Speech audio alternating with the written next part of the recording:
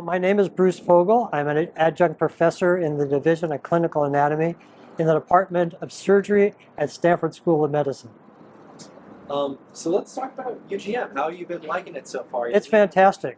I've really enjoyed UGM. It's exhilarating to see how people are using the tables and the technology, and also to see how the table is advancing to meet people's needs. And what they have coming up down the road, I should say, is really very, very exciting. So all in all, it's been a great meeting. I've really enjoyed it, and I've enjoyed presenting at the meeting. Awesome. As a presenter, what is kind of something you learn by instructing some of the people here with their relation to the table, having the table as well?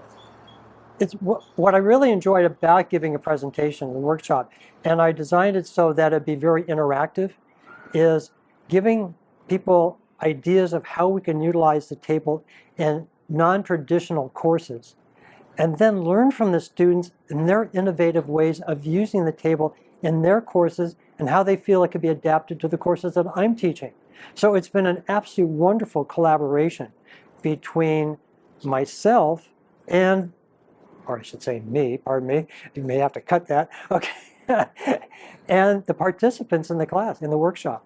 It's really been a great experience. Amazing. What would you say to someone who's kind of on the fence of leading one of these workshops for UGM? You will learn much more about the table in preparing for the workshop than you thought you knew. And I think that's a tribute to the functions of the table and the advancements in the table. For myself, I can only say that the functions I used were relatively minimal because that's what was needed in the courses that I teach. But in preparing for this presentation, it was the opportunity to really explore the advantages of the table. And now there are many more areas that I'm going to implement and use in my teaching. So it's been quite beneficial. Great. Well, Stanford undergraduate and medical school courses are cadaver-based. And so the table is used as an adjunct to the cadaver material. I find that the table has worked as a wonderful mediary or intermediate between students who are not familiar with cadaver material and the cadaver lab. So it's a way of introducing them to real anatomy, but in a digital form. So it's a wonderful a way of making the students feel more comfortable with the cadaver lab before they enter it. And then we use the table basically as much as, in my courses, as much as the cadaver material. And so the students are able to learn from the anatomy from the table and then take those images with them into the cadaver lab, which makes their experience in the cadaver lab more meaningful. Amazing. So as a complement to a cadaver lab, what would you say is one of your favorite benefits that you see that your students carry away from some of these labs with using the Anatomage table? Well, they're much better able to relate to the real anatomy because we're dealing with a generation of students who are used to working with monitors, used to working with digital resources, and for them to actually see real anatomy in a digitalized form is very eye-opening to them. And it prepares them beautifully for going into the cadaver lab. So I just think it's been a great resource, and I'm excited about where it's going. That's great. So I guess talk about the intuitiveness, because I have been hearing a lot that a lot of students are, I mean, it seems a little daunting at first when you first see the table, but I feel like students are able to catch on very well because it's, like you were saying, just touchscreen monitors. Mm-hmm. What are some of the reactions that you're seeing from some students who are seeing the table for the first time? Well, I think that it's also true with faculty.